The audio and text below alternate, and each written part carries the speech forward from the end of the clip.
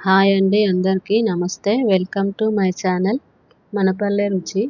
ఈరోజు మన వీడియోలో స్వీట్ కార్న్తో క్రిస్పీ వడలు తయారు చేయడం తెలుసుకుందాం. ముందుగా ఒక ప్లేట్లో ఒలిచిన స్వీట్ కార్న్ తీసుకొని వాటిని మిక్సీ జార్లో వేసి కచ్చపెచ్చగా గ్రైండ్ చేసుకోవాలి. మరి మెత్తగా పేస్ట్ లాగా కాకుండా కచ్చపెచ్చగా గ్రైండ్ చేసుకొని ఇలా గ్రైండ్ చేసిన పేస్ట్ని ఒక ప్లేట్లో వేసుకోవాలి. ఇప్పుడు అందులో జీలకర్ర, 1 స్పూన్ నువ్వులు, సన్నగా కట్ చేసి పెట్టుకున్న ఆనియన్, 2 పచ్చిమిర్చి ముక్కలు సన్నగా కట్ చేసి తీసుకోవాలి. ఇప్పుడు అందులోనే కరివేపాకు వేయాలి. ఇంకా కొత్తిమీర ఉంటే కొత్తిమీర కూడా యాడ్ చేసుకోవచ్చు.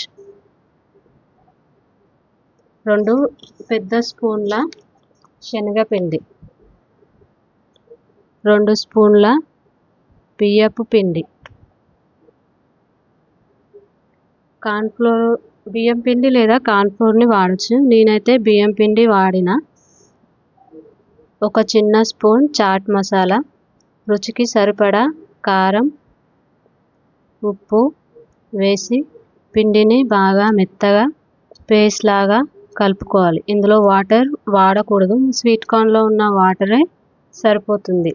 పిండి మొత్తం ఇలా పేస్ట్ లాగా కలుపుకొని వడలుగా వస్తున్నాయో లేదో చూసుకోవాలి.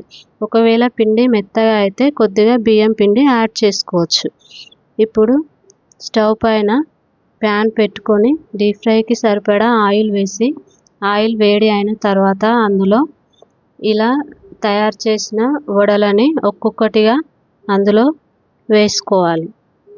కొంచెం మెల్లగా వేసుకోవాలి.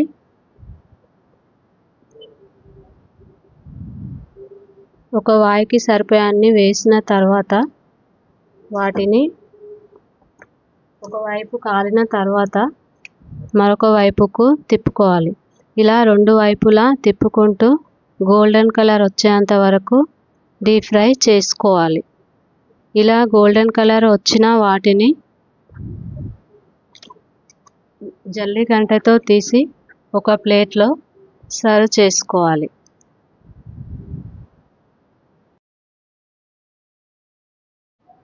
చూసారు కదా అండి, చాలా సింపుల్గా స్వీట్ కార్న్తో బియ్యం పిండి ఇంకా శనగపిండి కలిపి స్వీట్ కార్న్ వడలు ఎలా ప్రిపేర్ చేయాలో తెలుసుకున్నారు కదా.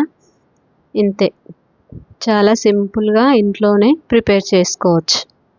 ఇలా ఫ్రై చేసుకున్న వాటిని ఒక ప్లేట్లో తీసుకొని సర్వ్ చేసుకోవాలి. చూసారు కదా అండి, స్వీట్ కార్న్తో వడలు ఎలా చేయాలో. మీకు కనుక ఈ వీడియో నచ్చినట్లయితే లైక్ చేయండి, షేర్ చేయండి. మరిన్ని వీడియోస్ కోసం మా ఛానల్ని సబ్స్క్రైబ్ చేసుకోండి.